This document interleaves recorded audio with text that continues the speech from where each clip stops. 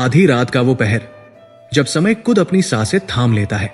काशी का मणिकर्णिका घाट, इसे घाट कहना भी एक तरह का भ्रम था। ये घाट नहीं, ये महाश्मशान था। ये वो दहलीज थी जहां नश्वरता अमरता की गोद में सिर रखकर सो जाती थी। यहां चिताएं कभी ठंडी नहीं होती थी। एक बुझती तो चार और सुलग उठती।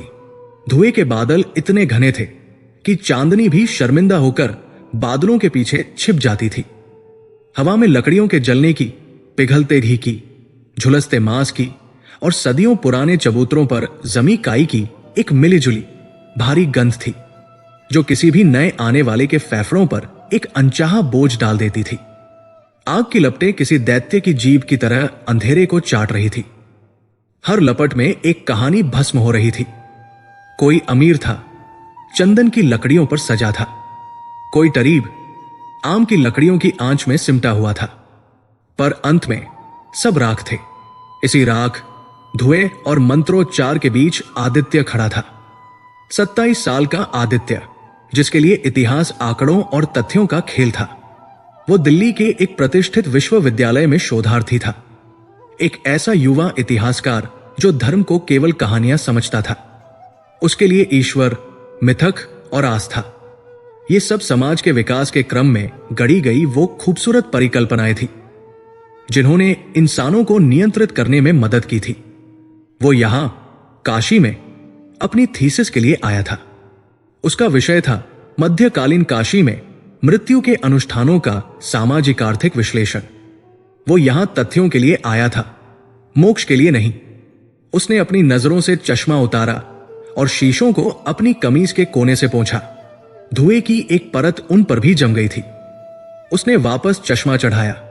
उसकी आंखें एक अकादमिक भूख के साथ सब कुछ दर्ज कर रही थी। वो देख रहा था कि कैसे डोम राजा का परिवार पूरी प्रक्रिया को एक मशीनी दक्षता से चला रहा था। हर चिता के लिए लकड़ियों का मोलभाव, कफन का कपड़ा, अंतिम क्रिया के लिए तय की गई दक्षिणा, ये सब उसकी डायरी में लेन देन के कॉलम में दर्ज हो रहा था। गंगा चुपचाप बह रही थी। नदी का काला पानी जलती चिताओं की परछाई से सिंदूरी हो रहा था। कुछ लोग, मृतक के परिजन, चुपचाप एक कोने में बैठे थे। उनके आंसू भी शायद इस धुएं में सूख चुके थे। कुछ पंडित धीमी आवाज में गरुड़ पुराण का पाठ कर रहे थे। आदित्य ने अपनी डिजिटल डायरी, टैबलेट पर कुछ नोट्स लिखे। मणिकर्णिका एक सतत औद्योगिक प्रक्रिया। यहां मृत्यु एक उत्पाद है और मोक्ष इसका विपणन। वो अपने इस तार्किक विश्लेषण से काफी संतुष्ट था। वो इस जगह की भयावता से अप्रभावित था। उसके लिए ये एक विशाल खुली प्रयोगशाला से ज्यादा कुछ नहीं था। उसने कुछ तस्वीरें भी खींचने की कोशिश की, लेकिन घाट के लोगों ने उसे घूर कर देखा और उसने कैमरा वापस बैग में रख लिया। तभी उसकी नजर उस पर पड़ी, घाट के उस हिस्से में जहां सबसे पुरानी चिता जल रही थी, जिसकी लपटें अब धीमी पड़ चुकी थी और अंगारे दहक रहे थे। वहां एक परछाई सी खड़ी थी। वो एक साधु था, पर वो घाट के अन्य साधुओं या पंडितों जैसा नहीं था। उसके शरीर पर राख की मोटी परत नहीं थी, बस एक मैली सी लंगोटी थी। जटाएं थी, पर वे बंधी नहीं थी, बल्कि किसी जंगली झाड़ी की तरह उसके कंधों पर बिखरी हुई थी। वो बस खड़ा था, दहकते अंगारों के इतना करीब कि आदित्य को आश्चर्य हुआ कि उसके पैरों की खाल जल क्यों नहीं रही। आदित्य की दिलचस्पी बढ़ी। वो शायद अघोरियों पर अपने अध्याय के लिए कुछ नोट्स बना सकता था। उसने देखा, साधु हिला। वो झुका और अभी अभी शांत हुई चिता के पास गया। वो चिता शायद किसी युवा की रही होगी, क्योंकि लकड़ियां जल्दी जलकर तत्म हो गई थी। साधु ने अपने हाथ की उंगलियां उस राख में डाली जो अभी भी गर्म थी। आदित्य ने मन ही मन सोचा, वही घिसापिटा अनुष्ठान। अब यह राख उठाकर अपने माथे पर लगाएगा। शिव का प्रतीक, वैराग्य का दिखावा। लेकिन साधु ने ऐसा नहीं किया। उसने राख से भरी अपनी उंगलियों को अपने चेहरे तक उठाया। उसकी आंखें बंद थी। वो कुछ बुदबुदाया जो मंत्र कम और किसी तरह की गुर्राहट ज्यादा लग रही थी। फिर एक ऐसे क्षण में जिसने आदित्य के मेरुदंड में एक बर्फीली लहर दौड़ा दी, उस साधु ने अपनी जीभ बाहर निकाली और उन उंगलियों को चाट लिया। उसने जलती चिता की राख को अपने मस्तक पर नहीं बल्कि अपनी जीभ पर लगाया था। उसने मृत्यु के अंतिम अवशेष को चख लिया था। आदित्य का पेट किसी ने मरोड़ दिया हो जैसे उसके गले में कड़वापन भर आया। यह अकादमिक विश्लेषण नहीं था, यह तर्क से परे था, यह विभत्स था, अप्राकृतिक था, यह वहशीपन था। जैसे ही साधु ने अपना सिर उठाया, उसकी आंखें खुली और वे सीधे आदित्य को घूर रही थी। घाट के इस पार से उस पार तक, धुएं और लपटों के बीच, उन दो आंखों ने आदित्य को किसी भाले की तरह भेद दिया था। वे आंखें, वे किसी जीवित इंसान की आंखें नहीं थी। वे खाली नहीं थी, वे भरी हुई थी। उनमें हजारों चिताओं का धुआं भरा था। उनमें इतनी प्राचीनता थी कि आदित्य का इतिहास का सारा ज्ञान उनके सामने एक पल में बौना पड़ गया। आदित्य अपनी जगह पर जम गया। वो हिल नहीं पा रहा था, वो चाहकर भी अपनी नजरें नहीं हटा पा रहा था। साधु मुस्कुराया नहीं, उसके चेहरे पर कोई भाव नहीं आया। वो बस उसे घूरता रहा। फिर एक आवाज आई। ये आवाज चिताओं के चटकने की आवाज से बिल्कुल अलग थी। ये एक फुसफुसाहट थी जो सीधे आदित्य के कानों तक पहुंची, जैसे साधु उसके ठीक बगल में खड़ा हो, जबकि वो 50 गज दूर था। तुम सत्य जानने आए हो। साधु की आवाज सूखी और खुरदरी थी, जैसे सदियों से इस्तेमाल न की गई हो। पर तुम सत्य नहीं, तुम काल का भोजन देखने आए हो। आदित्य की सांस अटक गई। यह कैसे मुमकिन था? साधु ने दहकते अंगारों की ओर इशारा किया। ये काल का भोजन है, नश्वरता। तुम इसे देखकर पोथियां लिखना चाहते हो। आदित्य के हाथ कांपने लगे। उसका टैबलेट लगभग छूटकर गिरने ही वाला था। यहां आओ। साधु की फुसफुसाहट में अब एक आज्ञा थी। तुम जो खोज रहे हो वो इन मुर्दों में नहीं है, वो इस राख में नहीं है। यहां आओ, मैं तुम्हें काल का स्रोत दिखाता हूं। काल का स्रोत, द सोर्स ऑफ टाइम या the source of death. Aditya का तार्किक दिमाग चीत चीत कर उसे वहां से भाग जाने को कह रहा था। यह आदमी टतरनाक है, यह पागल है, यह कोई अघोरी है जो उसे किसी तंत्र मंत्र के लिए बलि चढ़ा देगा। लेकिन उसके भीतर का इतिहासकार, उसका शोधार्थी, एक ऐसी उत्सुकता से जल उठा था जिसे वह दबा नहीं पा रहा था। काल का स्रोत, यह कोई प्राचीन पंथ हो सकता था, कोई गुप्त ज्ञान जो किताबों में दर्ज नहीं हुआ। यह उसकी थीसिस का सबसे अनूठा अध्याय बन सकता था। आदित्य ने अनजाने में ही एक कदम आगे बढ़ा दिया। साधु ने उसे घूरना बंद किया और मुड़ गया। वो आग की लपटों के पास से गुजरता हुआ घाट की सीढ़ियों की ओर बढ़ने लगा। वो चल नहीं रहा था, वो फिसल रहा था। उसके कदमों की कोई आवाज नहीं थी। रुको, आदित्य लगभग चीठा। वो भागा। उसने अपने बैग को कंधे पर कसकर डाला और उस साधु के पीछे लपका। उसका दिमाग सुन्न हो चुका था। बस एक ही धुन थी, काल का स्रोत का रहस्य जानना है। साधु सीढ़ियां चढ़कर ऊपर गली के मुहाने पर पहुंचा। यह विश्वनाथ गली की शुरुआत थी, जो दुनिया की सबसे पुरानी और सबसे संकरी गलियों में से एक थी। जैसे ही आदित्य ने सीढ़ियां चढ़ी, घाट का कोलाहल और गर्मी पीछे छूट गई। यहां गलियों के अंधेरे में एक ठंडी सीली हुई खामोशी थी। रात के इस पहर सारी दुकानें बंद थी। सिर्फ एकाध कुत्ते के भौंकने की आवाज गूंज रही थी। साधु उससे 20 कदम आगे था, एक तेज पर स्थिर चाल से चलता हुआ। आदित्य ने अपनी रफ्तार बढ़ाई। रुको, कौन हो तुम? क्या मतलब था तुम्हारा? साधु नहीं रुका। वो एक मोड़ पर मुड़ा। आदित्य भी तेजी से मुड़ा। गली और संकरी हो गई। दोनों तरफ 3-3 मंजिला पुराने मकान एक दूसरे पर झुके हुए थे, जैसे वे आसमान को निगल जाना चाहते हों। यहां इतना अंधेरा था कि आदित्य को अपने कदम संभालने पड़ रहे थे। उसे साधु की परछाई फिर दिखी। वो एक और गली में मुड़ गया। ये एक भूल भुलैया थी। काशी की ये गलियां बाहर वालों के लिए नहीं बनी थी। ये समय की दरारें थी, जिनमें सदियां एक दूसरे से गुत्थम गुत्था थी। कहीं दीवार से किसी प्राचीन मंदिर का टूटा हुआ हिस्सा झांक रहा था, तो कहीं किसी घर के दरवाजे पर सिंदूर से पुते पुराने ताबीज लटक रहे थे। आदित्य अब हाफ रहा था। अरे भाई, रुको तो! उसकी आवाज दीवारों से टकराकर वापस उसी के पास आ गई। साधु एक तंग सीढ़ियों वाले रास्ते पर मुड़ा जो शायद किसी और गली में खुलता था। आदित्य उसके ठीक पीछे था। उसने हाथ बढ़ाकर उसे पकड़ने की कोशिश की। जैसे ही वो उस मोड़ पर पहुंचा, वो रुक गया। वहां कोई नहीं था। वो एक बंद गली थी, एक डेड एंड। सामने एक विशाल पुराना पीपल का पेड़ था जिसकी जड़ें एक टूटे हुए चबूतरे को फाड़कर निकली हुई थी। बाईं ओर एक घर की दीवार थी जिस पर चूना झड़ चुका था और ईंटें दिख रही थी। दाईं ओर एक लोहे का दरवाजा था जिस पर एक भारी जंग लगा ताला लटक रहा था। भागने का कोई रास्ता नहीं था। साधु गायब हो गया था। ये नामुमकिन है, आदित्य ने हाफते हुए कहा। मैं ठीक उसके पीछे था। वो कहा जा सकता है? उसने चारों तरफ देखा। कोई खिड़की नहीं, कोई और रास्ता नहीं।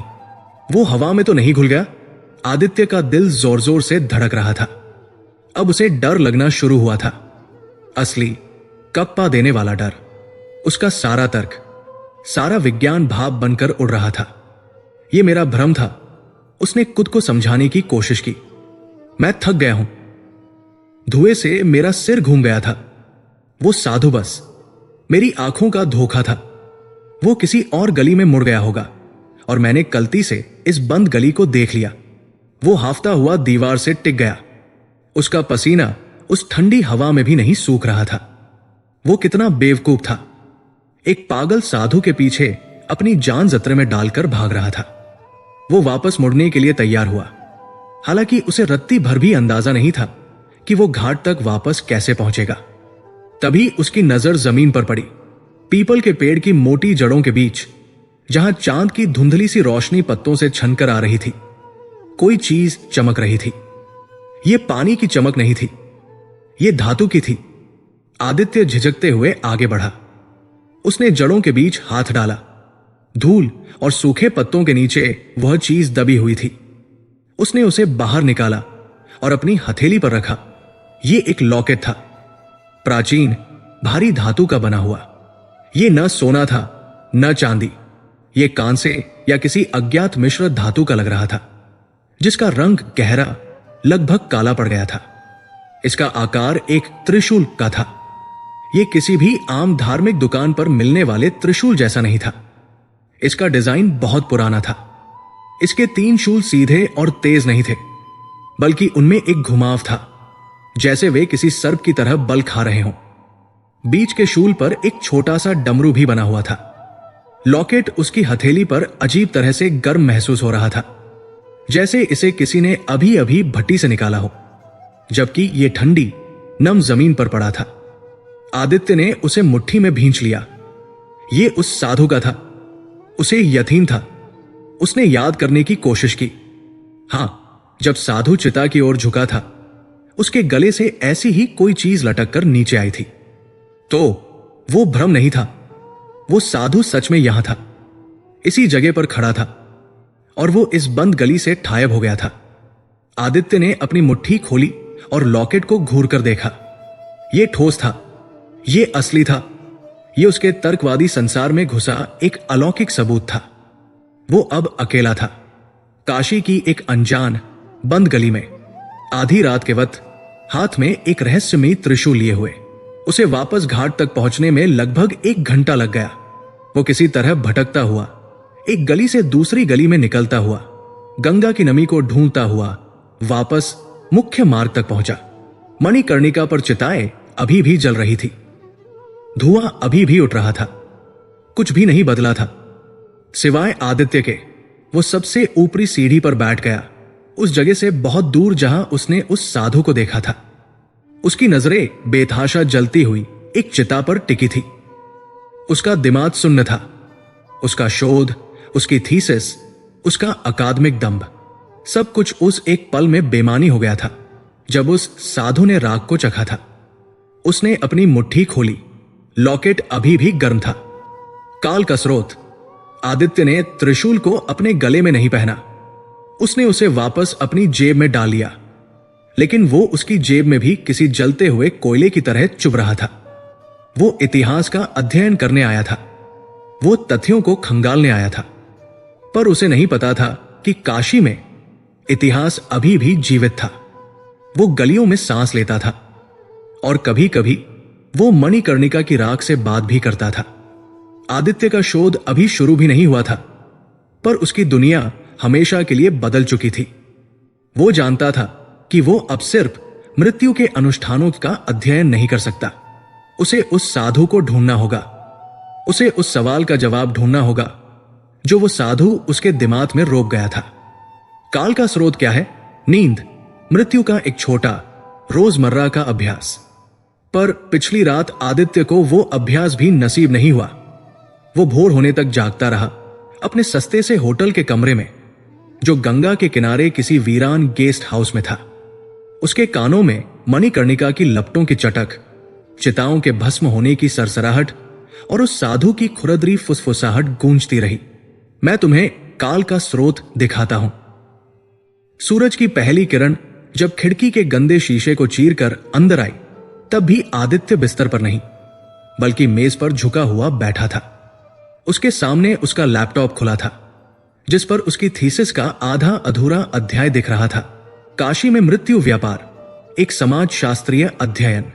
वो उन शब्दों को घूर रहा था और वे उसे बेमानी, खोखले और किसी बच्चे के लिखे हुए लग रहे थे।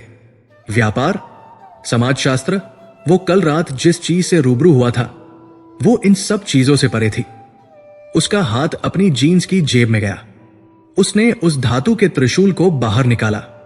दिन के उजाले में वो और भी विचित्र लग रहा था। वो काला पड़ चुका था, पर उसकी सतह पर एक अजीब सी तेल जैसी चमक थी। आदित्य ने उसे अपनी उंगलियों पर तौला। ये भारी था, उम्मीद से कहीं ज्यादा भारी, और ये अभी भी गर्म था। 12 घंटे बीत चुके थे। ये ठंडी जमीन से उठाया गया था, फिर भी इसमें एक धीमी, नाभिकीय, न्यूक्लियर ऊर्जा जैसी ऊष्मा थी। उसने अपने चश्मे के शीशे से उसे देखने की कोशिश की। धातु पर खरोंच के निशान थे, पर वे किसी औजार के नहीं, बल्कि जैसे हजारों साल के इस्तेमाल से घिसकर बने हों। वो डिजाइन, वो बल खाते हुए सर्पिल शूल, ये गुप्त काल का नहीं था, मौर्य काल का भी नहीं था। ये उन सब से पुराना लग रहा था। ये शायद उस समय का था जब इतिहास लिखा नहीं, बल्कि जिया जाता था। उसका तार्किक दिमाग, जो अब अपनी आखिरी सांसें ले रहा था, उसे आखिरी बार समझाने की कोशिश कर रहा था। ये एक वहम है, तुम थक गए थे। वो साधु एक चतुर नशाखोर था, जिसने तुम्हें सम्मोहित किया। उसने तुम्हें एक पुरानी, बेकार सी चीज थमा दी और ठायब हो गया। ये एक मजाक था, पर वो गर्मी, वो अलौकिक फुसफुसाहट, वो बंद गली। आदित्य ने अपना लैपटॉप शट डाउन कर दिया। उसकी थीसिस मर चुकी थी। उसका पुराना मैं मणिकर्णिका की किसी चिता पर जल चुका था। अब सिर्फ एक ही लक्ष्य था, इस त्रिशूल का रहस्य जानना। और काशी में रहस्य जानने के लिए एक ही जगह थी, वो जगह जो इस शहर के अस्तित्व का कारण थी, उसका धड़कन केंद्र, काशी विश्वनाथ। घंटे भर बाद आदित्य मंदिर परिसर की ओर जाने वाली तंग, खचाखच भरी गली में था। मणिकर्णिका की रात के ठीक विपरीत यह सुबह जीवन के कोलाहल से अटी पड़ी थी। यह जीवन का उत्सव था, या शायद जीवन की आपाधापी। फूलों की दुकानों पर गेंदे और गुलाब के पहाड़ लगे थे। दूध और घी बेचने वालों की आवाजें, घंटियों की लगातार टन-टन और संस्कृत श्लोकों का सामूहिक पाठ, सब मिलकर एक ऐसा शोर पैदा कर रहे थे जो किसी संगीत जैसा ही कानफोड़ू था। आदित्य इस भीड़ का हिस्सा होकर भी नहीं था। उसे हर चेहरा एक मुखौटे जैसा लग रहा था। ये लोग यहां पूजा करने आए थे, अपनी मन्नतें मांगने, अपने पाप धोने। वे इस बात से अनजान थे कि जिस जमीन पर वे चल रहे हैं, उसके ठीक नीचे कोई और ही दुनिया सांस ले रही है। उसे अब इन जिंदा लोगों से ज्यादा कल रात के उस मुर्दा घाट से जुड़ाव महसूस हो रहा था। कड़ी सुरक्षा जांच से गुजरकर, अपने जूते चप्पल और मोबाइल जमा करके वो मुख्य मंदिर परिसर में हुआ। चांदी के भारी दरवाजों से गुजरकर वो उस जगह पहुंचा जहां शिवलिंग स्थापित था। वो एक इतिहासकार था, भक्त नहीं। उसने कई बार मंदिरों को एक स्मारक की तरह देखा था, पर आज वो यहां एक शोधार्थी की तरह नहीं, बल्कि एक प्यासे की तरह आया था। वो ज्ञान नहीं, जवाब ढूंढ रहा था। भीड़ उसे धकिया रही थी। पंडित उसे जल्दी करने का इशारा कर रहे थे। चलो चलो, आगे बढ़ो, दर्शन करो, दान डालो और रास्ता दो। उसने देखा ज्यादातर पुजारी युवा थे।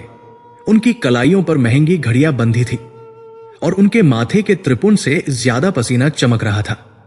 वे व्यस्त थे। उनके पास इस फटेहाल से दिखने वाले लड़के के फालतू सवालों के लिए वक्त नहीं था। आदित्य ने जेब में पड़े गर्म त्रिशूल को छुआ। यह आम पुजारियों के बस की बात नहीं थी। उसे किसी ऐसे व्यक्ति की जरूरत थी जो पुराना हो, इतना पुराना कि वो इस मंदिर के पत्थरों का ही एक हिस्सा लगे। वो मुख्य गर्भगृह की धक्का मुक्की से बाहर निकल आया। वो परिसर के कम भीड़ भाड़ वाले हिस्सों में भटकने लगा। वो छोटे छोटे अन्य मंदिरों, नंदी की विशाल प्रतिमा और उन पुराने चबूतरों को देखने लगा जहां लोग बैठकर या तो सुस्ता रहे थे या किसी गहरे ध्यान में डूबे थे। और तब उसकी नजर उस पर पड़ी। ज्ञानवापी मंडप के ठीक बगल में एक पुराने स्तंभ के सहारे एक बूढ़ा पुजारी बैठा था। वो पूजा नहीं करवा रहा था, वो बस बैठा था और रुद्राक्ष की एक माला पर अपनी उंगलियां फेर रहा था। वो इतना बूढ़ा था कि उसकी चमड़ी उसके चेहरे पर किसी सूखे हुए कागज की तरह चिपकी हुई थी। उसकी आंखें लगभग बंद थी और उसकी धोती, जो कभी सफेद रही होगी, अब हल्दी और चंदन के अनगिनत धब्बों से पीली पड़ चुकी थी। वो इस कोलाहल के बीच में होकर भी कोलाहल का हिस्सा नहीं था। वो किसी गहरी जड़ की तरह वही जमा हुआ था। आदित्य का दिल धड़क उठा। यही वो व्यक्ति था। वो झिझकते हुए उस पुजारी के पास गया। वो उनके सामने जमीन पर बैठ गया। कुछ पल तक पुजारी ने अपनी आंखें नहीं खोली। वो बस माला फेरता रहा। प्रणाम पंडित जी, आदित्य ने दबी आवाज में कहा। पुजारी की उंगलियां रुकी। उसने धीरे धीरे अपनी पलकें खोली। वे आंखें धुंधली थी, जैसे उन पर समय की एक परत जम गई हो, पर उनके पीछे एक तेज, सब कुछ देख लेने वाली रोशनी थी। आयुष्मान भव। पुजारी की आवाज सूखी थी। क्या चाहिए, पूजा या मोक्ष? उसने व्यंग्य से कहा, जैसे वो यहां आने वाले हर इंसान का मकसद जानता हो। जी नहीं, मुझे कुछ पूछना है। आदित्य घबरा रहा था। मैं एक शोधार्थी हूं। इतिहास पर। इतिहास? पुजारी ने एक फीकी सी हंसी हंसते हुए कहा। इतिहास वो है जो हो चुका है बेटा, और यहां इस स्थान पर कुछ भी हो चुका नहीं है। यहां सब हो रहा है। मेरा मतलब, मैं कुछ प्राचीन चीजों पर शोध कर रहा हूं। आदित्य ने हिम्मत जुटाई। मुझे कल रात मणिकर्णिका पर एक चीज मिली। पुजारी की आंखों में कोई भाव नहीं आया। मणिकर्णिका पर तो रोज हजारों चीजें मिलती हैं। राख, हड्डियां, रोते हुए लोग। नहीं, आदित्य ने कहा। उसने चारों ओर देखा। कोई उन्हें नहीं देख रहा था। उसने अपनी जेब से वो त्रिशूल निकाला और उसे अपनी हथेली में छिपाकर पुजारी के सामने कर दिया। मुझे यह मिला। जिस पल उस बूढ़े पुजारी की नजर उस काले धातु के त्रिशूल पर पड़ी, वो क्षण वहीं जम गया। आदित्य ने जो देखा, वो उसे अपनी बची खुची जिंदगी में कभी नहीं भूल सकता था। पुजारी के हाथ से रुद्राक्ष की माला छूटकर उसकी गोद में गिर पड़ी। उसकी बंद होती आंखें यकायक किसी बाज की तरह पूरी खुल गई। उसके चेहरे का रंग, वो पीला नहीं पड़ा, वो सफेद पड़ गया। ऐसा सफेद जैसे किसी ने उसके शरीर का सारा तून एक पल में खींच लिया हो। उसका मुंह खुला, पर आवाज नहीं निकली। वो उस लॉकेट को घूर रहा था, जैसे उसने कोई दैत्य देख लिया हो। उसकी आवाज एक कांपती हुई फुसफुसाहट में बदल गई। ये तेरे पास कहां से आया, म्लेच्छ? आदित्य उसके डर से कुछ डर गया।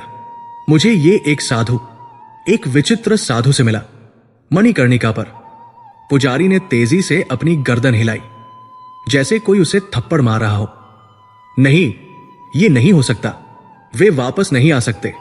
वे इस तरह खुले में नहीं घूम सकते। वो तेजी से, अपनी उम्र के विपरीत एक अजीब सी फुर्ती से खड़ा हो गया। उसने आदित्य की कलाई को मजबूती से पकड़ लिया। उसकी पकड़ किसी लोहे के पंजे की तरह सख्त थी।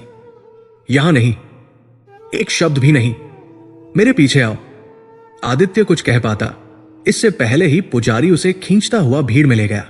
वो उसे मुख्य मंदिर से दूर उन गलियारों की तरफ ले जा रहा था जहां सिर्फ मंदिर के कर्मचारी ही जाते थे। वे एक छोटे बिना किसी चिन्ह वाले दरवाजे से गुजरे। ये एक छोटा चौकोर कमरा था। इसमें कोई खिड़की नहीं थी। एक कोने में एक मिट्टी का दिया जल रहा था जिसकी कांपती रोशनी दीवारों पर रखी ताड़पत्र की पांडुलिपियों के गट्ठरों पर पड़ रही थी। हवा में धूल, पुराना कागज और एक अजीब सी ओजोन जैसी गंध थी। पुजारी ने अंदर आते ही दरवाजे पर सिटकनी चढ़ा दी। अब वे दोनों उस दिए की रोशनी में अकेले थे। अब बोलो, पुजारी, जिसका नाम भार्गव था, हाफ रहा था। उसका चेहरा अभी भी सफेद था। उस साधु के बारे में सब बताओ। वो कैसा दिखता था? उसने क्या कहा? आदित्य ने कांपती आवाज में उसे सब कुछ बता दिया। चिता की राख, वो विभत्स स्वाद, वो फुसफुसाहट, काल का स्रोत, वो पीछा और उस बंद गली में तायब हो जाना। पंडित भार्गव ने पूरी बात सुनी। उसकी आंखें बंद होती जा रही थी, पर इस बार नींद से नहीं बल्कि किसी गहरे भय से। जब आदित्य ने अपनी बात खत्म की तब कमरे में सिर्फ दिए की लौ के चटकने की आवाज थी। सर्वनाश, भार्गव फुसफुसाया। तो ये शुरू हो ही गया। क्या शुरू हो गया? आदित्य ने लगभग चीखते हुए पूछा। यह है क्या? आप इतना डरे हुए क्यों हैं? भार्गव ने अपनी कांपती उंगलियों से उस त्रिशूल को छुआ जो अभी भी आदित्य के हाथ में था। उसने उसे उठाया नहीं, सिर्फ छुआ, जैसे वो कोई जहरीला बिच्छू हो। ये कोई साधारण प्रतीक नहीं है, मूर्ख लड़के, भार्गव ने कहा। यह हर गली नुक्कड़ पर बिकने वाला त्रिशूल नहीं है। ये अक्षरक्षकों का चिन्ह है। अक्षरक्षक? आदित्य, इतिहासकार, ने शब्द को दोहराया। यानी धुरी के रक्षक, गार्डियंस ऑफ द एक्सिस। वे सिर्फ रक्षक नहीं है। भार्गव की आवाज में एक रहस्यमयी श्रद्धा थी। वे इस शहर की आत्मा के, इसके वास्तविक रहस्य के प्रहरी है। एक ऐसा रहस्य जो इस मंदिर के बनने से भी हजारों साल पुराना है। एक ऐसा रहस्य जो ज्ञानवापी के नीचे दबा हुआ है। आदित्य की सांस अटक गई। ज्ञानवापी, ज्ञान का कुआं, वो जगह जो मंदिर के ठीक बाहर थी, वो जगह जो सदियों से विवादों का केंद्र रही थी। ज्ञानवापी के नीचे? आदित्य ने कहा। वहां क्या है? कोई पुराना मंदिर? कोई टजाना? भार्गव हंसा, एक सूखी, दर्द भरी हंसी। खजाना? मंदिर? तुम इंसानों की सोच कितनी छोटी है। तुम सिर्फ सोना और पत्थर देख सकते हो। नहीं लड़के, वहां जो है वो इन सब से कहीं ज्यादा कीमती और कहीं ज्यादा खतरनाक है। वह दिए के पास गया और उसकी बत्ती को थोड़ा तेज किया। उसकी परछाई दीवार पर किसी दैत्य की तरह नाच उठी। तुम जिसे विश्वनाथ ज्योतिर्लिंग कहते हो। भार्गव ने अपनी आवाज धीमी कर ली, जैसे दीवारें भी सुन रही हो। जिस काले पत्थर को तुम पूजते हो, वो सिर्फ उसका एक अंश है, एक ऊपरी सिरा, एक चिन्ह जो ये बताता है कि असली चीज कहां है। तो असली चीज कहां है? नीचे। भार्गव ने जमीन की ओर इशारा किया। बहुत नीचे, इस विश्वनाथ का, इस काशी का जो वास्तविक मूल है, जो इसकी जड़ है, वो इतनी गहरी है, इतनी गहरी है कि वह पाताल गंगा को छूती है। पाताल गंगा? आदित्य का दिमाग चकरा रहा था। पौराणिक कथाओं वाली? वो एक मिथक है, एक रूपक। मिथक? भार्गव इस बार चीज पड़ा। क्या यह त्रिशूल तुम्हें मिथक लगता? उसने आदित्य की हथेली पर जलते हुए लॉकेट की ओर इशारा किया। क्या वह साधु तुम्हें कोई रूपक लगा? नहीं, पाताल गंगा उतनी ही वास्तविक है जितनी तुम्हारे फेफड़ों में जाती हुई ये हवा। ये एक गुप्त भूमिगत नदी है, पर यह सिर्फ जल की नदी नहीं है, ये ऊर्जा की नदी है। ये वो स्रोत है जहां से काल चुत जन्म लेता है। ये वही काल का स्रोत है जिसके बारे में उस साधु ने तुमसे कहा था। आदित्य को लगा कि वो गिर पड़ेगा। वो दीवार का सहारा लेकर बैठ गया। और ज्ञानवापी? आदित्य ने फुसफुसाकर पूछा। ज्ञानवापी? भार्गव ने वाक्य पूरा किया। कोई कुआं नहीं है। वह ज्ञान का कुआं इसलिए कहलाता है क्योंकि वह उस स्रोत का ज्ञान अपने भीतर रखता है। वो सिर्फ जल नहीं है, वो उस गुप्त नदी तक पहुंचने का एक मार्ग है, एक दरवाजा, एक सील किया हुआ मार्ग। सील, यह शब्द कमरे में किसी हथौड़े की तरह गूंजा। उसे सील क्यों किया गया? क्योंकि यह दुनिया अभी उस ऊर्जा के लिए तैयार नहीं है। भार्गव की आंखों में अब भय साफ दिख रहा था। वो पाताल गंगा जीवन और मृत्यु के बीच का पर्दा है। अगर वो सील टूटी, अगर वो दरवाजा खुला, तो वो नदी सब कुछ बहा ले जाएगी। वो काल का स्रोत जिसका तुम सिर्फ नाम जानते हो, वो बाहर आ जाएगा।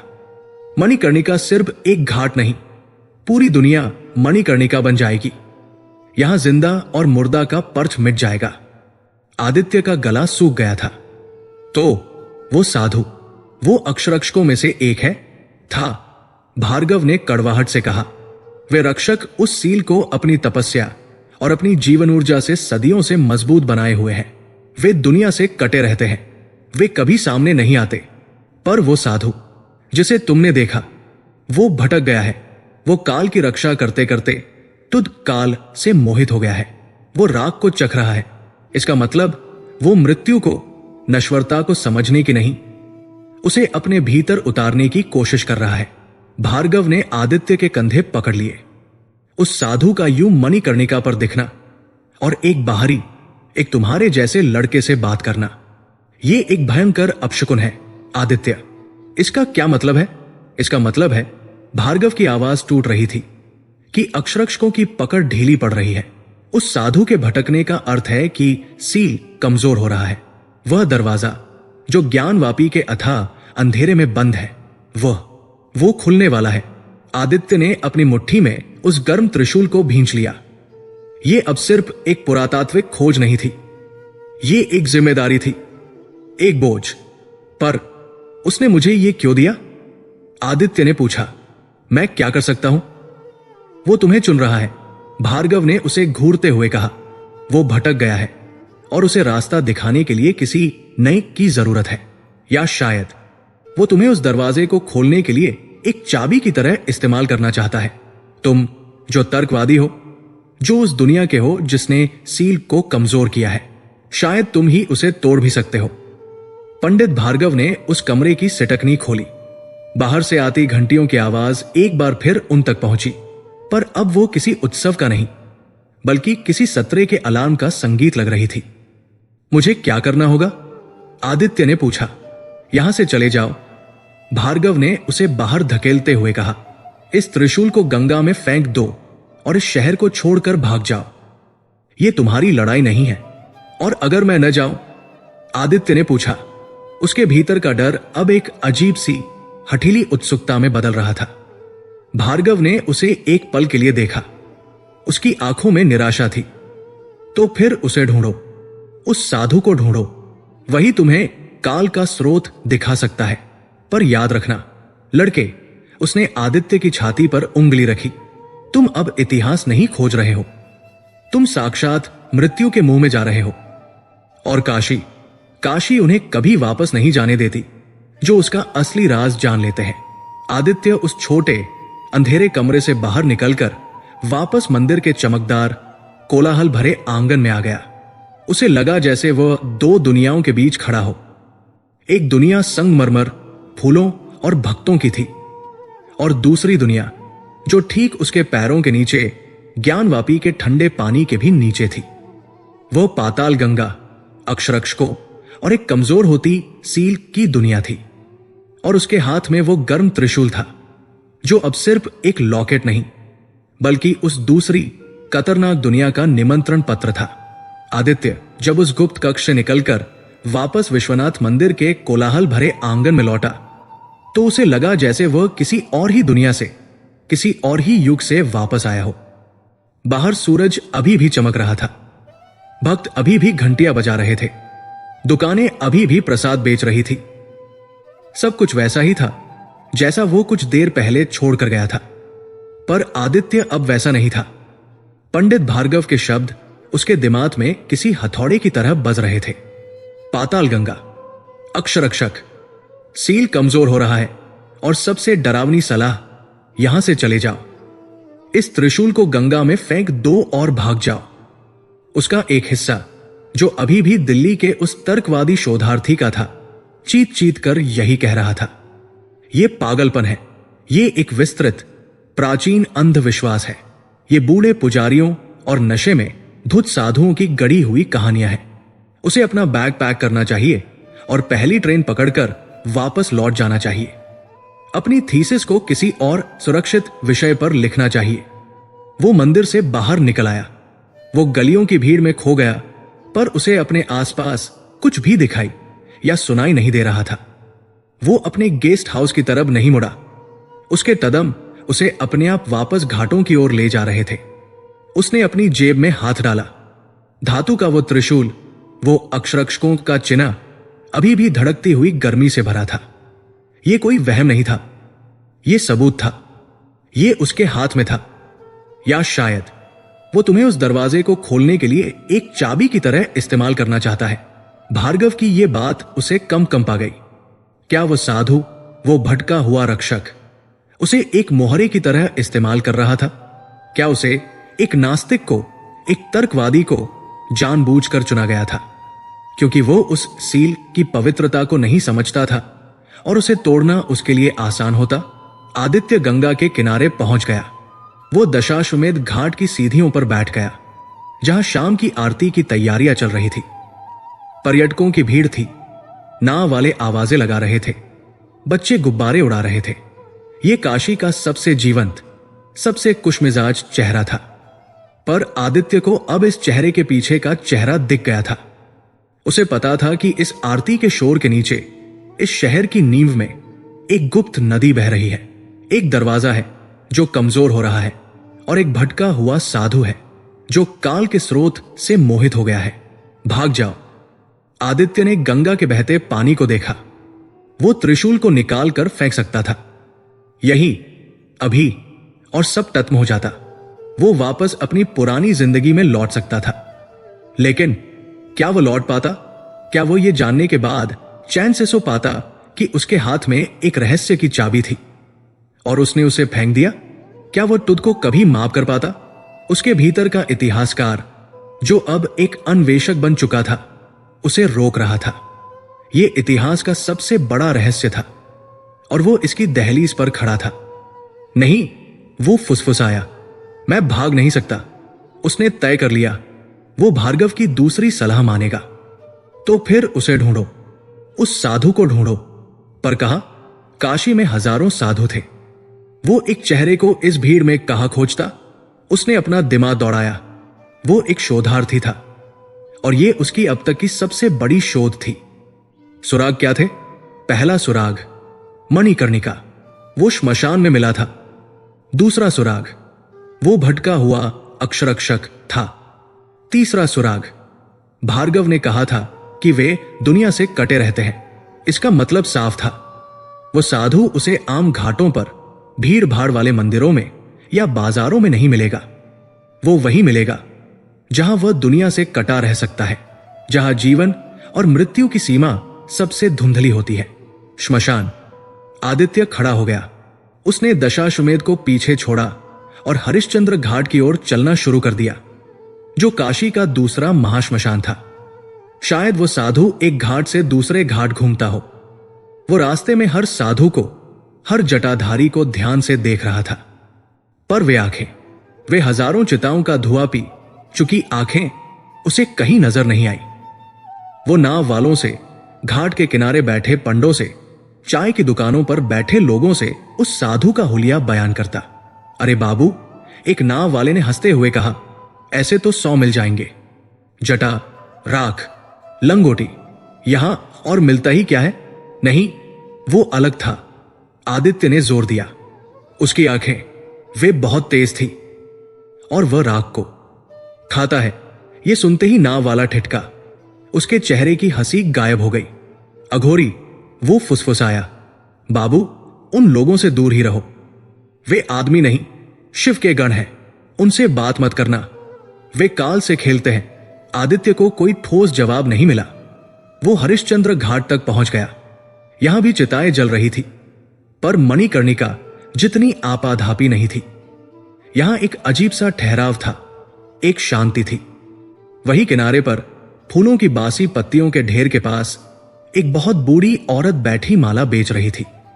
वो शायद इतनी बूढ़ी थी कि उसे इस बात से फर्क ही नहीं पड़ता था कि वो श्मशान के मुहाने पर बैठी है आदित्य ने उससे भी पूछा। उसने साधु का हुलिया बताया, उसकी आंखें, उसका व्यवहार। बूनी औरत ने अपनी झुर्रियों भरी आंखें उठाई। उसने आदित्य को सिर से पांव तक घूरा। ऐसे जोगी, उसकी आवाज किसी सूखे पत्ते की सरसराहट जैसी थी। यहां जनता के बीच नहीं मिलते बाबू। आदित्य का दिल धड़क उठा। उसे पहली बार कोई सुराग मिल रहा था। वे अलग हैं, बुढ़िया ने कहा। उसकी आंखें दूर जलती चिता पर टिक गई।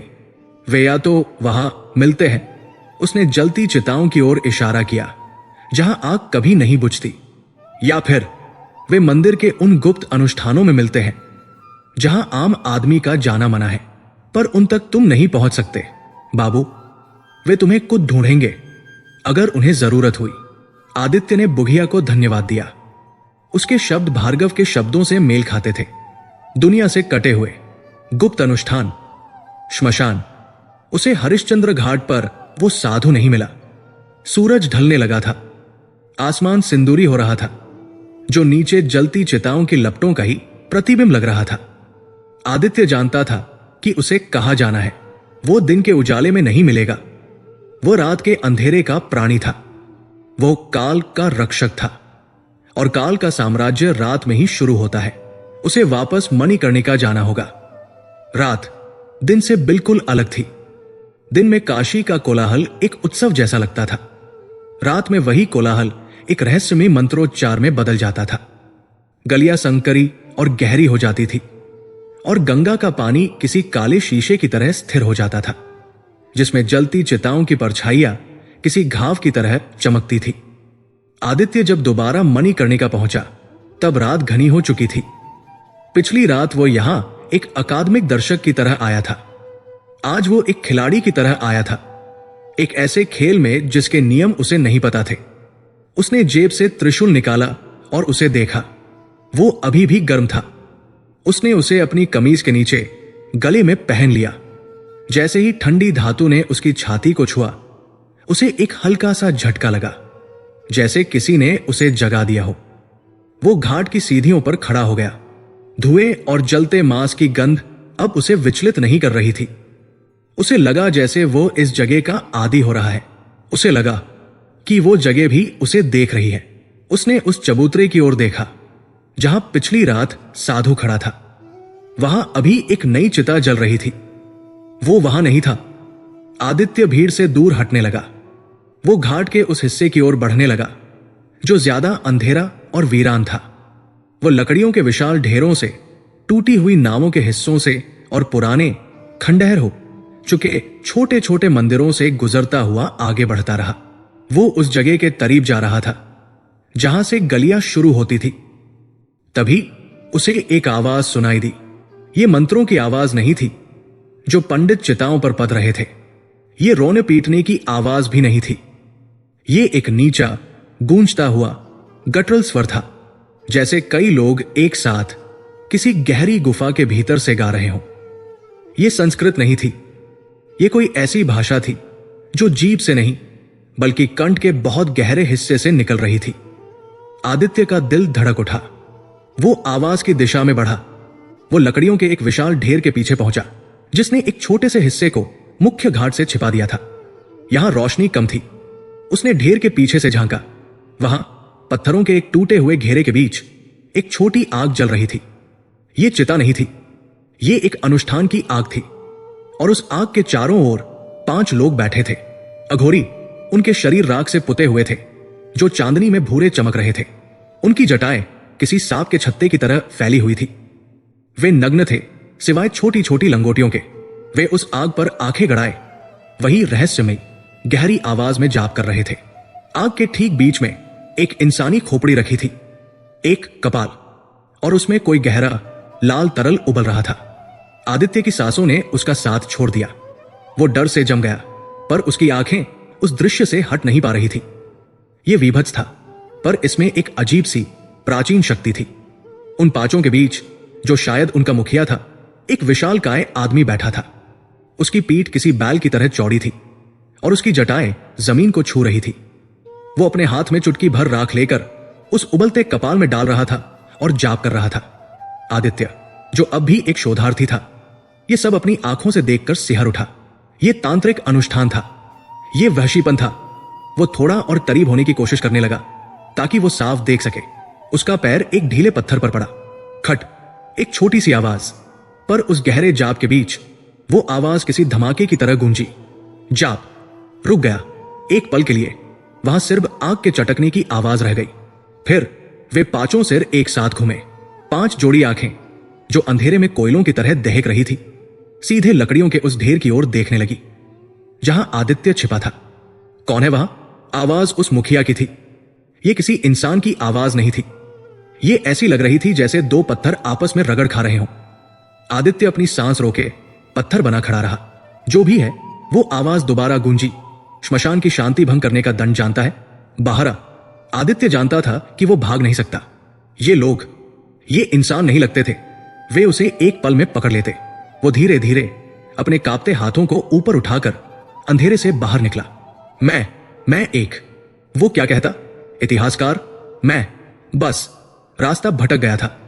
वे पांचों अघोरी उसे घूर रहे थे। उनकी आंखों में न दया थी, न क्रोध।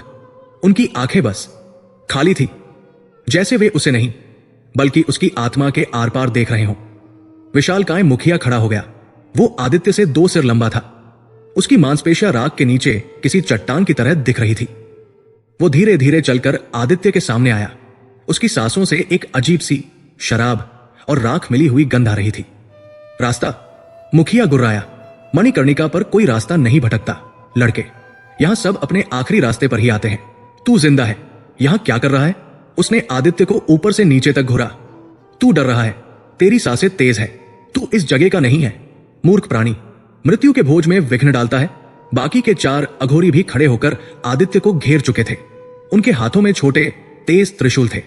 आदित्य को लगा कि यह उसका आखिरी पल है। उसका गला सूख गया था। तभी मुखिया की नजर आदित्य के गले पर पड़ी। उसकी कमीज के नीचे से वो काला त्रिशूल, जो उसकी छाती की गर्मी से अब खुद भी धड़क रहा था, एक हल्की सी काली चमक बिखेर रहा था। मुखिया की आंखें सिकुड़ गई। उसने अपना विशाल हाथ बढ़ाया और आदित्य की कमीज को नहीं बल्कि उस लॉकेट को पकड़कर एक झटके में बाहर खींच लिया। जिस पल उस विशालकाय अघोरी ने उस बल खाते हुए सर्पिल त्रिशूल को देखा, वो क्षण वही जम गया। उसका चेहरा, जो राख से पुता हुआ था, भावहीन नहीं रहा। उस पर एक गहरे विस्मयकारी सदमे का भाव उभरा। उसकी लाल आंखें फैल गई। उसने त्रिशूल को घुरा, फिर आदित्य के भयभीत चेहरे को देखा और फिर वापस त्रिशूल को। ये, वो फुसफुसाया, ये तेरे पास कहां से आया? उसके पीछे खड़े बाकी अघोरियों ने भी जैसे ही वो चिन्ह देखा, वे एक साथ पीछे हट गए। उनके हाथों से त्रिशूल लगभग छूट गए। वे भयभीत लग रहे थे। मुखिया की आवाज अब गुर्रा नहीं रही थी। उसमें एक अजीब सी गंभीरता, एक लगभग श्रद्धा का भाव आ गया था। बोल लड़के, ये अक्ष का चिन्ह तेरे पास क्या कर रहा है? आदित्य को लगा कि उसे बोलने की शक्ति वापस मिल गई है। मुझे ये एक साधु ने दिया, उसने कांपती आवाज में कहा। यहीं मणिकर्णिका पर वो चिता की राख खा रहा था। उसने एक ही सांस में पूरी कहानी कह दी। वो फुसफुसाहट, काल का स्रोत, वो बंद गली में सायब हो जाना, और फिर पंडित भार्गव की चेतावनी। अघोरियों का मुखिया पत्थर बना सब सुनता रहा। उसकी नजरें उस काले लॉकेट पर टिकी थी। जब आदित्य ने बात खत्म की, तब मुखिया ने एक गहरी सांस ली, जिससे उसके आसपास की राख का एक बादल सा उड़ा। वो साधु नहीं था। मुखिया ने अपनी भारी आवाज में कहा। पंडित भार्गव ने कहा वो अक्षरक्षक है। आदित्य ने कहा रक्षक। मुखिया ने सिर हिलाया। पर वो अब सिर्फ रक्षक नहीं है जिसे तूने देखा, वो कालभैरव का दूत था। कालभैरव? आदित्य ने नाम दोहराया। काशी का कोतवाल, समय का देवता, वही। मुखिया ने कहा कालभैरव इस नगर के स्वामी हैं। वे समय के चक्र को चलाते हैं। वे कभी हस्तक्षेप नहीं करते जब तक कि समय का चक्र चुद नत्रे में न हो। अगर तूने उसे देखा है तो इसका मतलब है कि कालभैरव ने खुद हस्तक्षेप किया है। उसने तुम्हें चुना है लड़के। चुना है? किस लिए? आदित्य की आवाज में अब डर की जगह एक हताश उत्सुकता थी। पंडित भार्गव ने सील के कमजोर होने की बात कही। मुखिया ने अनुष्ठान की आग की ओर देखा, जिसमें वो कपाल अभी भी उबल रहा था। पंडित भार्गव सिर्फ आधा सत्य जानता है, मुखिया ने कहा। वो सिर्फ मंदिर की दीवारों के भीतर का सच जानता है। हम श्मशान का सच जानते हैं। हम काल के उस रूप को पूछते हैं जिसे दुनिया देखना नहीं चाहती। वो वापस आग के पास गया और बैठ गया। उसने आदित्य को भी बैठने का इशारा किया। हर महाशिवरात्रि पर मुखिया ने अपनी गूंजती आवाज में कहना शुरू किया, विश्वनाथ मंदिर के नीचे, उस सील के भी नीचे, जो आदिलिंग है, जो इस ब्रह्मांड की धुरी है, उसका वास्तविक मूल, उसे ऊर्जा दी जाती है। ये एक वार्षिक अनुष्ठान है। ये समय को अगले चक्र के लिए बांधता है, ताकि ये दुनिया, ये ब्रह्मांड जैसा है वैसा ही चलता रहे। ये पाताल गंगा को शांत रखता है। आदित्य ने सांस रोककर सुना, लेकिन इस बार मुखिया की आंखें अंधेरे में चमक उठीं। उस ऊर्जा के जागृत होने से पहले कोई और जागृत हो गया है। कौन? अंधकार। ये शब्द उस श्मशान की खामोशी में किसी जहर की तरह घुल गया। अंधकार? आदित्य ने पूछा। एक प्राचीन आसुरी शक्ति। मुखिया ने कपाल से उबलता हुआ तरल एक छोटे पात्र में निकाला। वो शक्ति जो शिव से भी पुरानी है, वो शक्ति जो तब थी जब कुछ नहीं था, शून्य। वो अंधकार उस आदिलिंग की ऊर्जा को सोखने के लिए जागृत हो गया है। वो काल के स्रोत को पी जाना चाहता है। वो समय के चक्र को तोड़कर वापस वही शून्य लाना चाहता है जो वो चुद है। आदित्य का दिमाग सुन पड़ गया था। ये सब उसकी कल्पना से परे था।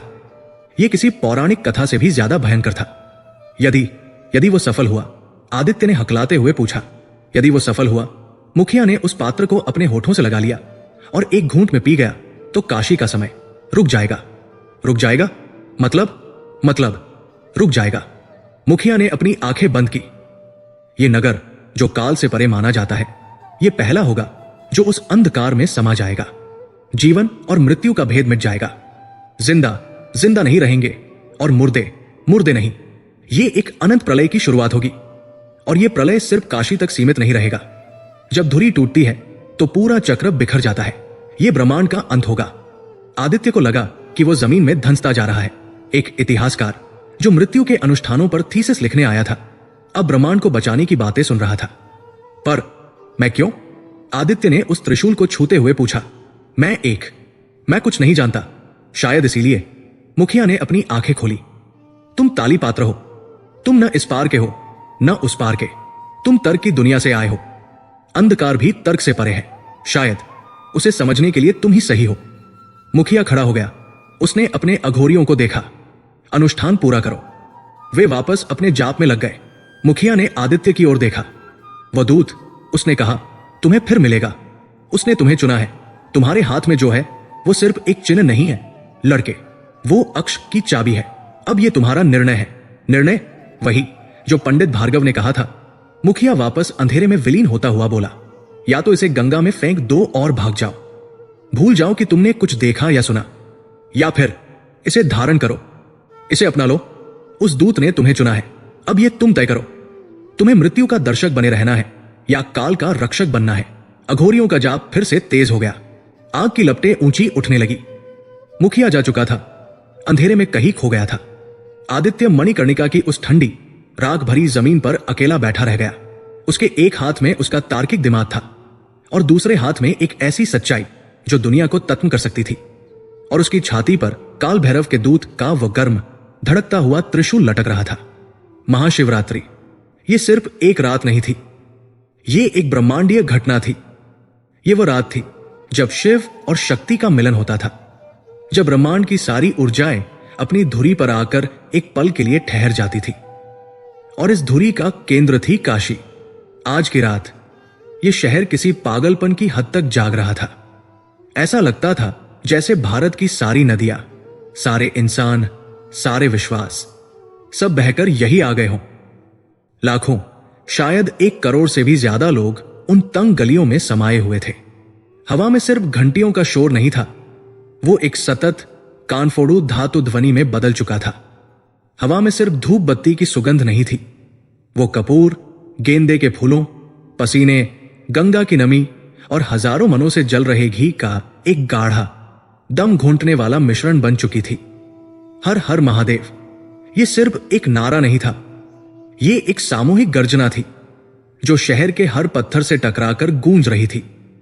दशाश्वमेध से लेकर मणिकर्णिका तक हर घाट इंसानों के सिरों से अटा पड़ा था। गंगा का पानी दिखना बंद हो गया था। सिर्फ नावें थी और नावों पर लोग थे और पानी में डुबकी लगाते लोग थे। और इस पागलपन, इस उत्सव, इस सामूहिक उन्माद के ठीक बीच में आदित्य खड़ा था। मणिकर्णिका पर अघोरी से मिलने के बाद कई दिन बीत चुके थे। वो भागा नहीं था, वो जानता था कि वो भाग नहीं सकता।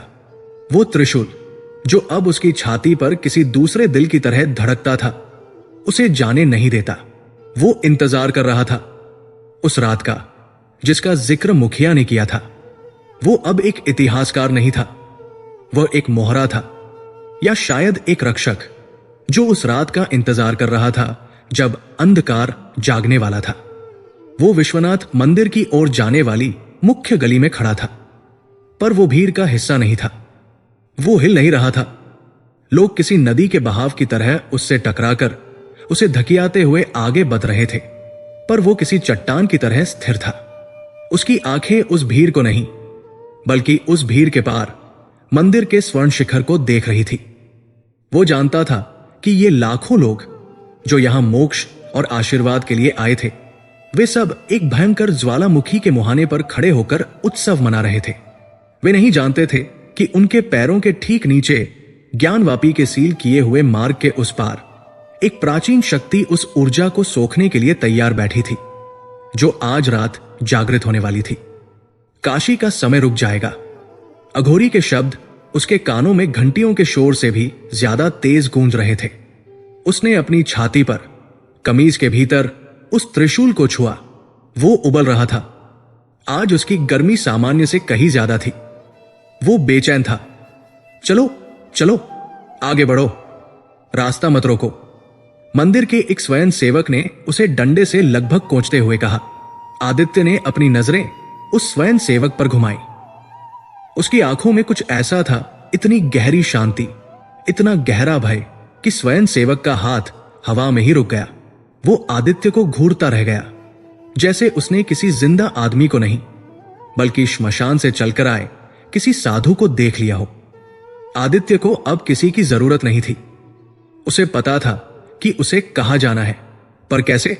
मंदिर का मुख्य द्वार एक ऐसा किला बन चुका था जिसे भेद कर अंदर जाना असंभव था। लाखों लोग सिर्फ एक झलक पाने के लिए अपनी जान देने को तैयार थे। तभी उस शोर और धक कंपेल के बीच किसी ने उसका हाथ छुआ। यह स्पर्श किसी भक्त का धक्का नहीं था, यह एक सधा हुआ मजबूत स्पर्श था। आदित्य ने मुड़कर देखा। पंडित भार्गव, वही बूढ़ा पुजारी जिसकी चमड़ी कागज की तरह सूखी थी, पर जिसकी आंखें आज किसी और ही आग में जल रही थी। वो उस पागल भीड़ में भी ऐसे खड़ा था जैसे उसके चारों ओर एक अदृश्य घेरा खिंचा हो। समय हो गया है। अक्षवाहक भार्गव की आवाज उस कोलाहल में भी आदित्य के कानों तक सांस पहुंची। महादेव तुम्हें बुला रहे हैं। अक्षवाहक, दी एक्सिस बेरर। आदित्य ने सिर हिलाया। उसने कोई सवाल नहीं पूछा। अब सवालों का समय बीत चुका था। भार्गव ने उसका हाथ पकड़ा। भीड़ से नजरें मत मिलाना, सिर्फ मेरे पीछे चलते रहो। भार्गव उसे मुख्य द्वार की ओर नहीं ले गया। वो उसे वापस गलियों के उस जाल में ले गया जहां से आदित्य उस रात भागा था। वे उन गलियों में मुड़े जहां सिर्फ स्थानीय निवासी या मंदिर के कर्मचारी ही जाते थे। यहां भीड़ कम थी, पर तनाव ज्यादा था। हर नुक्कड़ पर पुलिस और सुरक्षा बल तैनात थे। भार्गव ने उन्हें एक छोटे, बिना किसी निशान वाले दरवाजे पर रोका। यह मंदिर परिसर की बाहरी दीवार का हिस्सा था, जो किसी के घर के पिछवाड़े जैसा लगता था। भार्गव ने दरवाजे पर एक थास लय में दस्तक दी। दरवाजा खुला। अंदर दो और पुजारी खड़े थे। उनके माथे पर भस्म और रोली का लेप था और उनकी आंखें लाल थी। उन्होंने आदित्य को घूर कर देखा। ये बाहरी है, भार्गव, एक ने संदेह से कहा। आज रात ये अशुद्ध है, ये अक्षवाहक है, भार्गव ने दृढ़ता से कहा। उसकी आवाज में एक ऐसा अधिकार था जो आदित्य ने पहले नहीं देखा था। मार्ग दो। पुजारियों के चेहरे पर भय और विस्मय का मिलाजुला भाव आया। उन्होंने आदित्य को नहीं, बल्कि उसके सीने पर, जहां वे जानते थे कि चिन्ह है, सिर झुकाया और रास्ता दे दिया। वे अंदर आ गए। वे मंदिर के मुख्य आंगन में नहीं थे। वे दीवारों के बीच बने गुप्त गलियारों में थे। ये एक समानांतर दुनिया थी। बाहर लाखों लोगों की गर्जना एक धीमे गूंजते हुए शोर की तरह सुनाई दे रही थी, पर यहां सिर्फ उनके कदमों की आवाज थी। यहां हवा ठंडी थी और उसमें नमी, कपूर और पुराने घी की सदियों पुरानी गंध रजीब सी थी। भार्गव उसे तेजी से ले जा रहा था। वे कई सीढ़ियां चढ़े, कई गलियारों से गुजरे। आदित्य को अब समझ आ रहा था कि यह मंदिर सिर्फ वो नहीं था जो बाहर से दिखता था। ये एक बहुआयामी संरचना थी जिसकी परतें समय के साथ गहरी होती गई थी। हम कहां जा रहे हैं? आदित्य ने फुसफुसाकर पूछा। गर्भगृह के हृदय में, भार्गव ने कहा। उस स्थान पर जहां से आदिलिंग की ऊर्जा को नियंत्रित किया जाता है, वो स्थान जहां हम इंसान नहीं, सिर्फ रक्षक ही जा सकते हैं। वे एक और छोटे दरवाजे पर रुके। भार्गव ने फिर से वही दस्तक दी। दरवाजा खुला और अंदर जो खड़ा था उसे देखकर आदित्य की सांसें रुक गई। वो अघोरियों का वही विशालकाय मुखिया महाकाल था। आज उसके शरीर पर राख नहीं थी। उसने गहरे काले वस्त्र पहने थे। उसकी जटाएं कसकर बंधी हुई थी और उसकी आंखों में लाल डोरे नहीं, बल्कि एक स्थिर दहकती हुई ज्वाला थी। वो अकेला नहीं था। उसके पीछे अंधेरे में चार और अघोरी किसी मूर्ति की तरह स्थिर खड़े थे। ये वही गुप्त कक्ष था जहां भार्गव उसे पहली बार लाया था। वही पांडुलिपियों के गट्ठर, वही दिए की कापती लौ। तुम आ गए, महाकाल की भारी आवाज कमरे में गूंजी। पंडित भार्गव और महाकाल ने एक दूसरे को देखा। उनकी आंखों में सदियों का मतभेद था। एक जो ज्ञान और परंपरा का प्रतीक था, दूसरा जो प्रकृति और श्मशान की कच्ची शक्ति का। पर आज रात वे एक थे। अंधकार जागृत हो चुका है, महाकाल ने कहा। हमने उसे श्मशान में महसूस किया। मुर्दे बेचैन हैं, गंगा का बहाव धीमा पड़ गया है। भार्गव ने आंखें बंद कर ली, जैसे वो कोई अपशकुन सुन रहा हो। हमें शीघ्रता करनी होगी। मध्यरात्रि के प्रहर से पहले हमें आदिलिंग तक पहुंचना होगा और उसे जागृत करना होगा। मार्ग कहां है? आदित्य ने पूछा। उसकी आवाज अपनी ही नहीं लग रही थी। भार्गव और महाकाल दोनों कमरे के एक कोने में खड़ी एक विशाल पत्थर की दीवार की ओर मुड़े। ये दीवार किसी भी और दीवार की तरह ही दिखती थी, पुरानी, सीलन भरी, जिस पर काई की हल्की परत जम गई थी।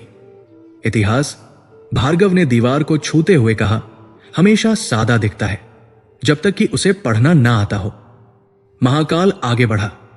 उसने अपने वस्त्रों में से एक छोटा सा खुरदरा पत्थर निकाला और दीवार के एक हिस्से पर रगड़ने लगा। काई और धूल हटी और उसके नीचे वो चिन्ह उभरा। वही त्रिशूल, वही बल खाते हुए सर्पिल शूल, वही बीच में डमरू, ठीक वैसा ही जैसा आदित्य के गले में लटका था। ये तो वही है। आदित्य ने अपने गले से लॉकेट निकालते हुए कहा। लॉकेट अब इतना गर्म था कि उसकी उंगलियां जल रही थी, पर उसे दर्द महसूस नहीं हो रहा था। ये अक्ष की मुहर है, भार्गव ने कांपती आवाज में कहा। ज्ञानवापी के नीचे जाने का मार्ग। इसे सदियों से किसी ने नहीं खोला। इसे सिर्फ वही खोल सकता है जिसके पास दूत का चिन्ह हो, जिसके पास मूल चाबी हो। भार्गव ने आदित्य की ओर देखा। लड़के, जो तुम करने जा रहे हो, उसके बाद वापस लौटने का कोई रास्ता नहीं होगा। तुम जो दरवाजा खोलोगे वो सिर्फ पत्थर का नहीं, वो युगों का दरवाजा है। क्या तुम तैयार हो? आदित्य ने उस त्रिशूल को देखा जो दीवार पर खुदा था। फिर उसने अपने हाथ में पकड़े गर्म लॉकेट को देखा। एक उसका अतीत था, पत्थर में खुदा, स्थिर। दूसरा उसका वर्तमान था, धड़कता हुआ, जीवित। उसने अघोरी मुखिया महाकाल की ओर देखा, जिसकी आंखों में एक भयावह प्रतीक्षा थी। मैं भागने के लिए यहां तक नहीं आया, आदित्य ने दृढ़ता से कहा। वो आगे बढ़ा। उसने अपना हाथ उठाया, जिसमें वो लॉकेट किसी अंगारे की तरह चमक रहा था। जैसे ही वो दीवार के करीब पहुंचा, उस पत्थर के त्रिशूल से एक हल्की नीली आभा निकलने लगी। इसे लगाओ, महाकाल ने हुक्म दिया। दोनों चिन्हों को एक कर दो। आदित्य ने एक गहरी सांस ली। उसने अपनी आंखें बंद की और उस गर्म धातु के लॉकेट को दीवार पर बने ठंडे पत्थर के खांचे पर रख दिया। एक पल के लिए सब कुछ शांत हो गया। गर्भगृह के बाहर का वो करोड़ों लोगों का शोर, घंटियों की वो गगन भेदी ध्वनि, अघोरियों की सांसें, सब कुछ एक पल के लिए रुक गया। जैसे काशी का समय जिसकी वे बात कर रहे थे, सचमुच एक पल के लिए ठहर गया हो। फिर एक आवाज आई। ये किसी धमाके की आवाज नहीं थी, ये इस दुनिया की आवाज नहीं थी। ये एक ऐसी आवाज थी जैसे किसी विशालकाय प्राणी ने हजारों साल की नींद के बाद अपनी पहली सांस ली हो। एक गहरी, घिसटती हुई, पत्थर के पत्थर पर रगड़ने की आवाज। घर घर, घर घर। वो विशाल पत्थर की दीवार जो सदियों से उस कक्ष का हिस्सा थी, कांपने लगी। आदित्य ने अपना हाथ पीछे नहीं हटाया। लॉकेट उसके हाथ से उस खांचे में चुंबक की तरह चिपक गया था। दीवार खिसकने लगी। वो 1 इंच, फिर 1 और इंच अंदर की ओर धंसने लगी और फिर बाई ओर खिसकने लगी। एक दरार खुली और उस दरार के खुलते ही एक हवा का झोंका बाहर आया। एक ठंडी, असहनीय हवा, और उस हवा के साथ वो गंध आई। ये गंध, ये किसी भी चीज जैसी नहीं थी जिसे आदित्य ने कभी सूंघा हो। ये मणिकर्णिका की राख जैसी नहीं थी, ये गंगा की सीलन जैसी नहीं थी। ये तीखी थी, जैसे हवा में ओजोन और गंधक, सल्फर घुल गया हो। इसमें एक धात्विक, मेटालिक तेजपन था और उसके नीचे हजारों साल पुराने सूखे हुए चंदन और किसी अज्ञात सड़ते हुए फूल की मीठी सी गंध थी। ये पाताल की गंध थी और उस गंध के साथ वो स्पंदन आया। ये आवाज नहीं थी, ये एक एहसास था, एक धीमी धक धक जो आदित्य के पैरों से होते हुए उसकी रीढ़ की हड्डी में चढ़कर उसके दिमाग में गूंजने लगी। ये किसी विशालकाय हृदय के धड़कने जैसा था। धक धक धक। ये क्या है? आदित्य ने हाफते हुए पूछा। उसका सिर चकरा रहा था। ये आदिलिंग की ऊर्जा है। महाकाल गुर्राया। ये जाग रहा है और अंधकार उसे महसूस कर रहा है। दीवार अब पूरी तरह से एक तरस खिसक चुकी थी। सामने कोई भव्य दाला नहीं था, सिर्फ एक संकरा काला मुंह था। पत्थर को काटकर बनाई गई सीढ़ियां जो सर्पिल आकार में नीचे अथाह अंधेरे में जा रही थी। ये वही है। पंडित भार्गव की आवाज भय और श्रद्धा से कांप रही थी। पौराणिक कथाओं का, ज्ञानवापी का गुप्त मार्ग, वो मार्ग जो सीधा पाताल गंगा तक जाता है। आदित्य ने उस अंधेरे में झांका। उसे कुछ दिखाई नहीं दिया, सिर्फ वो गंध और वो स्पंदन जो उसे नीचे बुला रहा था। अब कोई प्रतीक्षा नहीं कर सकता। महाकाल ने अपनी कमर से एक विशाल प्राचीन मशाल निकाली। उसने उसे दिए से नहीं बल्कि अपनी उंगलियों से किसी रसायन को रगड़कर जलाया। आग एक तेज हरे रंग की लौ के साथ जल उठी जो अंधेरे को और भी गहरा कर रही थी। मैं मार्ग दिखाऊंगा, महाकाल ने कहा। अघोरी काल से नहीं डरते। उसने पहला कदम उस अंधेरी सीधी पर रखा। वाहक, तुम मेरे पीछे। उसने आदित्य को आदेश दिया। तुम्हारे हाथ में चाबी है, तुम्हें सील तक पहुंचना है। तुम्हारा दिमाग, उसे थाली रखना। उस स्पंदन के अलावा कुछ मत सोचना। आदित्य ने सिर हिलाया। उसने लॉकेट को वापस अपने गले में डाला जो अब भी धड़क रहा था। और आप पंडित? आदित्य ने भार्गव की ओर देखा जो मंत्र बुदबुदा रहा था। मैं ज्ञान हूं, भार्गव ने अपनी कांपती धोती को कसते हुए कहा। मैं तुम्हें बताऊंगा कि क्या करना है। मैं सबसे अंत में रहूंगा, यह मेरा धर्म है। महाकाल ने दूसरा कदम नीचे रखा। आदित्य ने एक आखिरी बार उस कमरे को देखा, वह दिया, वे पांडुलिपियां, वो सुरक्षित दुनिया जिसे वह जानता था। फिर उसने मुड़कर उस अंधेरे में कदम रख दिया। जैसे ही उसका पैर पहली सीढ़ी पर पड़ा, हवा का तापमान 10 डिग्री गिर गया। उसकी छाती पर रखा त्रिशूल एक बार तेजी से धड़का, जैसे वो घर लौट आया हो। भार्गव ने भी कदम बढ़ाया।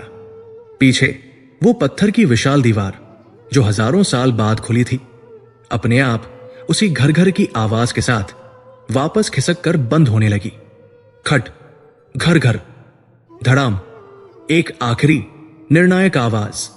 वे नीचे थे, गर्भगृह के नीचे, काशी की सड़कों के नीचे, उस दुनिया के नीचे जिसे इंसान जानते थे। वे अब उस अज्ञात कक्ष में थे जहां सिर्फ पाताल की गंध, आदिलिंग का स्पंदन और सीढ़ियों का वो अंतहीन सर्पिल अंधेरा था। और वे नीचे उतरने लगे। वो दरवाजा नहीं था, वो एक मुंह था, एक ऐसा मुंह जिसने हजारों सालों से सांस नहीं ली थी और अब वो उन्हें निगलने के लिए खुल गया था। पीछे गर्भगृह के गुप्त कक्ष में पत्थर की दीवार के बंद होने की अंतिम घर घर आवाज आई और फिर एक धड़ाम की गूंज जिसने उनके वापस लौटने के सारे रास्ते सील कर दिए। वे चैत थे, या शायद वे मुक्त हो गए थे उस दुनिया से जो अब लाखों मील ऊपर किसी और ही युग में जी रही थी। यहां नीचे सिर्फ 3 चीजें थी। अंधकार, ऐसा अंधकार जो सिर्फ रोशनी की कमी नहीं था। ये एक ठोस, मखमली, वजनदार चीज थी जो हवा में भरी थी। ये उनकी आंखों पर, उनकी चमड़ी पर, उनके फेफड़ों में दबाव डाल रहा था।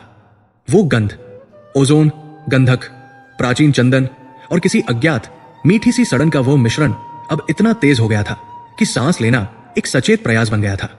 ये पाताल की गंध थी, उस जगह की जहां चीजें तत्व नहीं होती, बस बदल जाती है।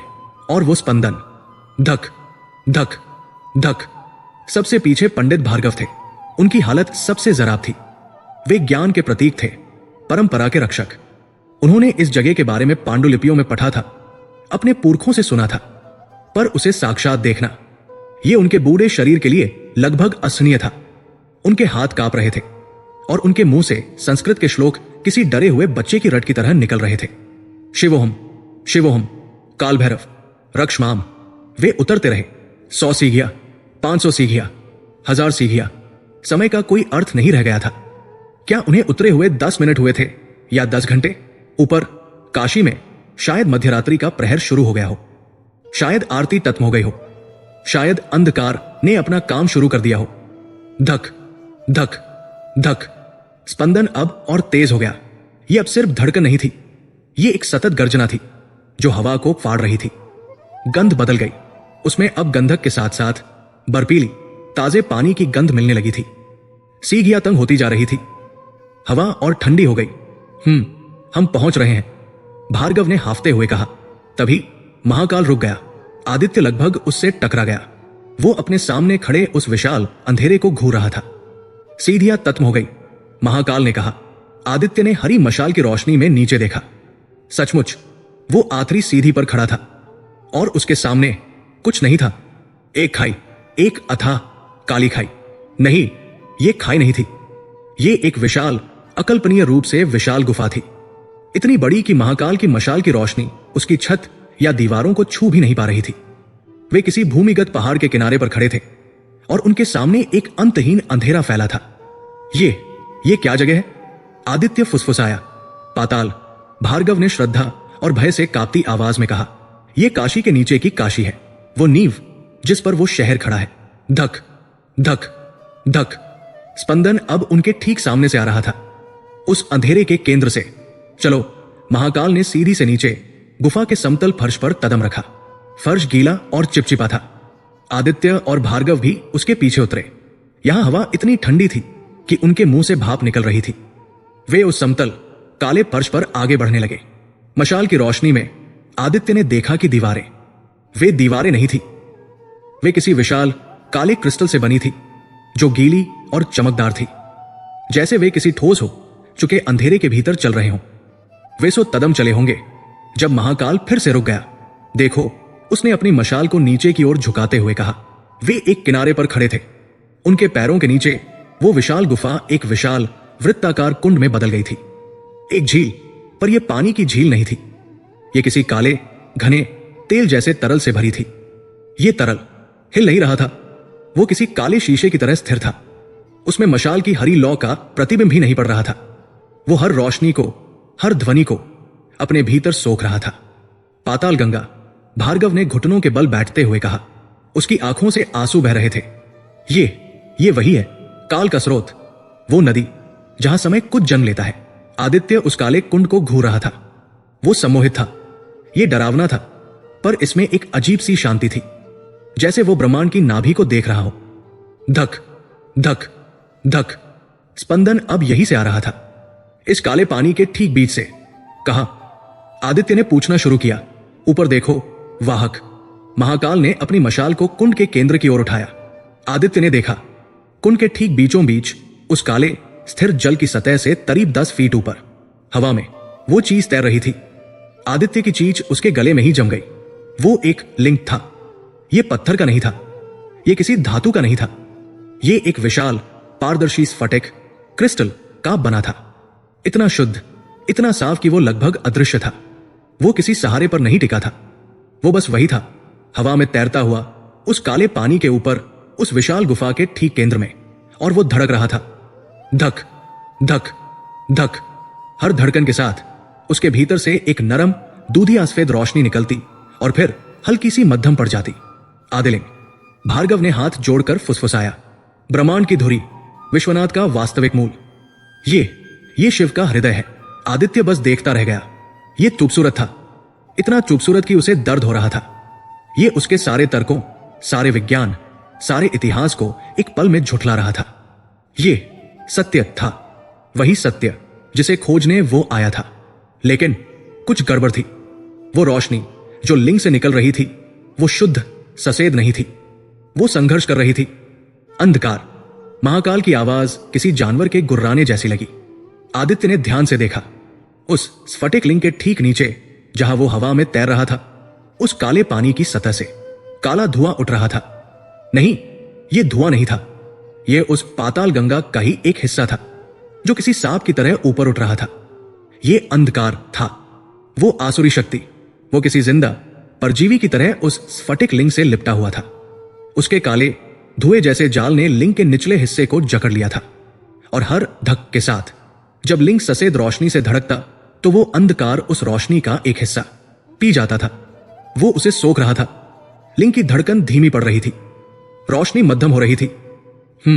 हमें देर हो गई। भार्गव की आवाज टूट गई। देखो, वो उसे पी रहा है, मध्य रात्रि का प्रहर। वो ऊर्जा को जागृत होने से पहले ही खत्म कर देगा। नहीं, महाकाल ने अपनी मशाल को जमीन पर गाड़ दिया। अभी नहीं, लिंग अभी भी लड़ रहा है। पंडित, अनुष्ठान। शीघ्र। भार्गव अपने घुटनों से खड़ा हुआ। उसके चेहरे पर अब डर की जगह एक पुजारी की दृढ़ता थी। वो आदित्य की ओर मुड़ा। सुनो अक्षवाहक। उसकी आवाज तेज और साफ थी। अब सब कुछ तुम पर है। उस अंधकार को देखो, वो शून्य है। वो शक्ति है जो कुछ नहीं चाहती। उसे शक्ति से नहीं हराया जा सकता, वो शक्ति को ही खाता है। तो हम क्या करेंगे? आदित्य ने पूछा। उसकी नजरें उस मरते हुए स्फटिक पर टिकी थी। हम संतुलन पैदा करेंगे, भार्गव ने कहा। वह शून्य है क्योंकि वह एक है। उसे दो से डर लगता है। उसे सृष्टि के द्वंद्व, ड्युअलिटी से डर लगता है। उसे उस परम मिलन से डर लगता है जहां से जीवन शुरू होता है। क्या मतलब? एक ध्वनिहीन विस्फोट हुआ। आग और पानी के मिलने से रोशनी का एक ऐसा धमाका हुआ जो सफेद नहीं था। वो हर रंग का था और कोई रंग भी नहीं था। वो शुद्ध ऊर्जा का धमाका था। रोशनी उस स्फटिक लिंग से टकराई और वो अंधकार जो उससे लिपटा था, वो जला नहीं, वो भाप बनकर मिट गया। आदित्य, महाकाल, भार्गव सब उस रोशनी के तूफान में उड़कर गुफा की दीवार से जा टकराए।